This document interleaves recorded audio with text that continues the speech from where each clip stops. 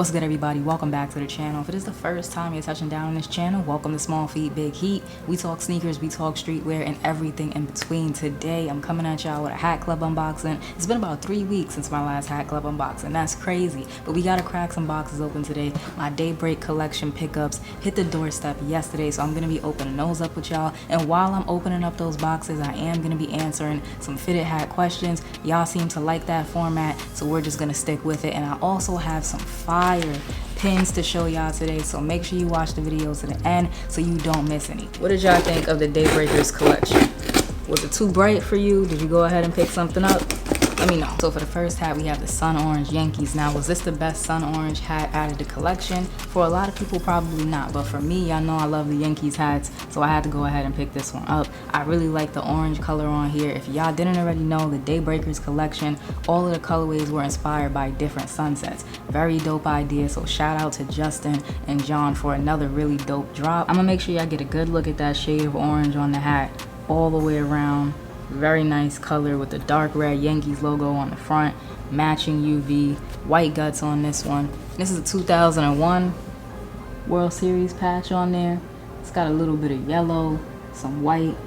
Color coordination is on point as usual. The batting man, you have some yellow in there. You got some red, the same red that's on the Yankees logo and the UV. And some orange. Now, I thought that I knew what my favorite color combination out of the pack was, but I don't know. I might have to wait until the end because my mind might change looking at this one right now. Y'all let me know down below in the comment section which of the 3 colorways out of the DayBreakers collection was your favorite. While we're on the topic of colorways, I think this is a good time for me to answer the first question, which is, now that there are so many hat companies making exclusive colorways, do I think it's starting to get played out? And another person asked, what do I think about hat companies copying each other? So to answer the first part, there are a lot of hat companies now, and I feel like I see a new 1, 2, 3 companies every time I scroll Instagram. I find out about a new one. Every time I wake up, I feel like there's a new company that's now making their own colorways, you know, trying to get into the fitted cap market, which is cool. I feel like it's very similar to bread. You know, when you walk into the supermarket, there's 1,000 different brands of bread. That's because they're all reaching different customers. There are a lot of people buying fitted caps right now, so the demand is very high, which means that there is room for all of these different companies to do their own thing. As far as hat companies copying each other's themes, colorways, collection ideas, whatever the case may be, I try not to get too much into that. I feel like there is nothing new under the sun. When you have 2 companies making the same product, which is fitted caps in this case, there's bound to be a little bit of repetitiveness. This is gonna look like that, and that is gonna look like this sometimes. I'm gonna be loyal to the brands that I like. That's just the type of shopper that I am. But what I'm not gonna do is be an asshole about what the next person decides to wear on their head. Now, the next hat is gonna be the Break of Dawn purple Yankees. I've seen the Rockies one a lot. I've been seeing the Rockies one everywhere, but I'm gonna give y'all a good look at this Yankees joint. Y'all can see it's purple all the way around. It's a very bright color, definitely the loudest out of the 3 colorways, I think. Hot pink Yankees logo on the front, matching UV. Hats can look very different in hand versus online, but these colors look pretty true to what I saw in the photos. Really nice patch on this one. 1998 World Series. You got some pink in there, some white. It's a clean patch. Batting man is red, yellow, and white. White guts on this one as well. This is a good looking hat. I'm glad that I picked this one up. The next question was a good one, and I get asked this question a lot, and that's, do I pay resale for hats? No, I do not pay resale for hats, and I do not think that anybody out there, I don't encourage anybody out there to pay these crazy prices for hats. $150, $200, sometimes even $300 to $400 for one hat. I do not encourage anybody to pay those prices, because when one person breaks down and pays that price, it shows the resellers, it signals the market that someone is willing to pay those prices, and so resellers continue to buy them up on release date. Consumers dictate the market prices. If we stop paying those crazy prices, resellers will stop trying to crack people in the head. There are new hat releases every day. You don't have to have them all. You really don't. You don't have to have every single release. Sometimes it's good to just, you know, take that L and save your money. For all my sneaker collectors out there, or even if you're not a sneaker collector but you like to compare the resale market of hats to sneakers, sneakers are not hats. Let's just clip that right now. Sneakers are not hats. If Nike drops a Jordan 1 in 2010, we're not seeing that Jordan 1 colorway again until at least 2022. That's 12 years later. Hats can be reproduced by the end of the year in a matter of months if they really want to get it done. It is not the same thing. So no, I don't pay resale for hats, but I'm also not gonna lie, like I don't have a list of hats that if I found for a really good price, I wouldn't try and scoop them up. And I also don't judge anyone who does decide to pay those high prices for hats, because you spend your money the way that you want. You earned it, you spend it the way that you want. If y'all don't know what's coming next, you must be new here, because of course I went ahead and I picked up the third Yankees out of the collection. This one I believe was called Sky Blue. The color actually kind of looks like Sun-Kissed to me. The color combination on this one, that's dope. I like that a lot. It's a nice bright shade of blue all the way around. You can see that orange Yankees front logo on the front, orange UV to match. This is a good looking hat, and the 1999 side patch. Take a look at that. Beautiful. That is a nice looking patch. Color coordination is on point as usual. What can you expect from Hat Club? Color coordination. You got some more of that sun-kissed orange in there, some blue and some white on Batman. I'm not gonna hold y'all, I might wear this one to go see Space Jam. I was waiting for a fitted to match my outfit. I've been choosing between a couple. This one might actually get worn. I'm gonna see how it looks with the rest of the outfit. We do have another box to open up, but first let's get into the next question. So the next question was about basically like in-store versus online when it comes to buying hats. And they also asked if I've ever been to Hat Club NoHo or Rosie, which is Roosevelt Fields if you're not familiar. So to answer that question really quickly, no, it really just comes down to my scheduling. It's not like I'm not trying to go. I have been trying to make the time, but I have to pay for these hats, so I do have to work.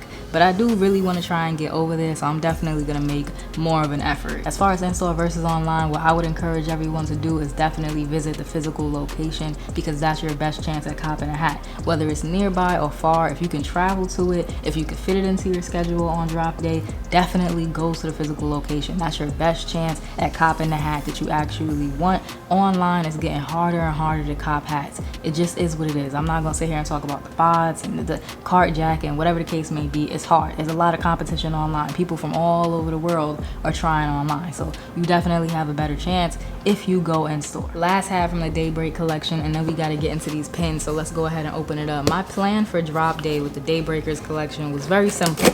Go for all of the New York hats in one cart first. I wanted to scoop all of those, made sure I got them, and then I went back and went for, y'all know what it is, the Dodgers. I love my Yankees and my Dodgers hat, so I went for the Dodgers hat second. The problem was when I went back for the Dodgers hats, only the Break of Dawn purple was left, which is fine because honestly this is probably my favorite colorway. And since this hat was kind of sitting a little bit, I even got to use my points, so I was able to pick this one up for $38 after using a couple points on it. Normally I save my points for the pre-order, but I was just like, fuck it, it is what it is. So you can see that same purple from the Yankees all over the cap once again. Raised batting man on this one. Let's take a look at that right quick.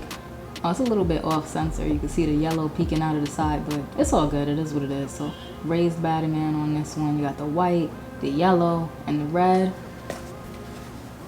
Neon pink LA front logo with the neon pink UV, white guts, and this is a 2020